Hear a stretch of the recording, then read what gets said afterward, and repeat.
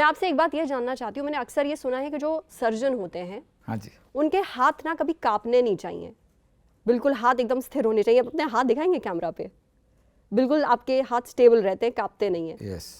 पर सर एक बात बताइए, जैसे हम अगर एक छोटा सा एग्जांपल दें आपको, न्यूज़ रूम में हम सपोज एक स्टोरी लिख रहे हैं, कुछ काम कर रहे हैं, हमारे एडिटर साहब हमारे पीछे आके खड़े हो गए, हम लोग घबरा जाते हैं, हमारे हाथ कांपने लगते हैं, हम लोग ऐसे ऐसे उस टाइम थोड़ा थोड़ा डर होता जाते है, हैं। आप जब सर्जरी कर रहे थे डॉक्टर मनमोहन सिंह की, उस वक्त वो प्रधानमंत्री थे और लगभग 14 घंटे ये सर्जरी चली थी अगर मैं गलत नहीं हूं तो। हाँ 12 घंटा का था और उस पर जो मेन ऑपरेशन करीब 10 घंटे का था। तो उस वक्त आपकी धुकधुकी हो रही थी, हाथ कांप रहे थे, प्रधानमंत्री सामने टेबल पे मौजूद हैं, आप उनकी सर्जरी कर रहे हैं, क्या एक्सपीरियंस था उस वक्त? 10% तो था इसका, लेकिन तब तक मैं करीब 15,000 से ज़्यादा ऑपरेशन कर सका था। तो एक बार ऑपरेशन थिएटर में चला गया, जो दिल खोल दिया, उसके बाद सारे दिल उसी तरह दिखाई देता है, तो उसके बाद इतना ज़्यादा सोचने का नहीं है। और उसके लिए मैं प्लान भी किया था उससे एक दिन पहले कि न्यूज़ और फ्यूज़ और टीवी कुछ देखने का नहीं है, कोई पेपर नहीं पढ़ने का, सो माइंड को फोकस रखने के लिए। तो एक दिन मैं कोई न्यूज़ नहीं देखा, कुछ नहीं देखा, थोड़ा सा योगा किया, उसमें से आ जाता है। जब 15,000 ऑपरेशन की बात करते हो तो पता है कैसे दिल का ऑपरेशन करना पड़ता है, उसमें इतना स्ट्रेस नहीं होता है।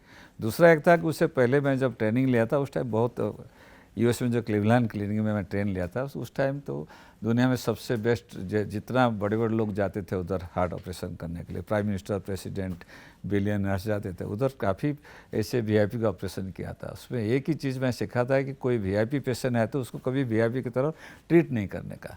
कोई भी जैसे दूसरा मरीज की तरफ ट्रीट करोगे कोई तकलीफ नहीं होगा, स्ट्रेस नहीं रहेगा अंदर। तो 10% तो स्ट्रेस था, लेकिन 90% स्ट्रेस नहीं था।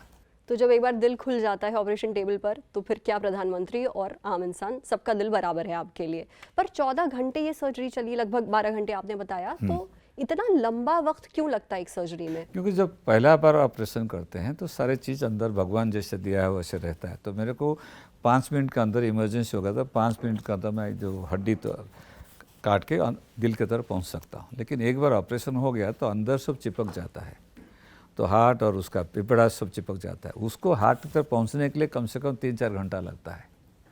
तो उसके पहुंचने के बाद भी हार्ट को चारों तरफ से चिपक जाता है, उसको खोलने के लिए और 2-3 घंटा लगता है।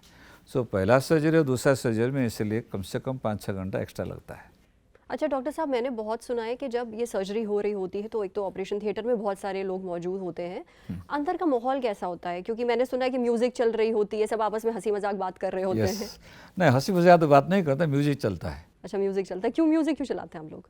मेरा तो सारा पुराना हिंदी मूवी सॉन्ग सब तो है। आप कौन से गाने सुनते हैं जब सर्जरी कर रहे होते हैं?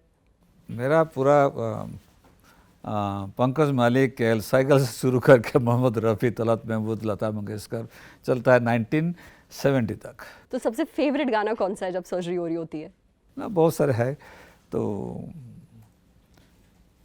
बहुत सारे है उसमें। अच्छा।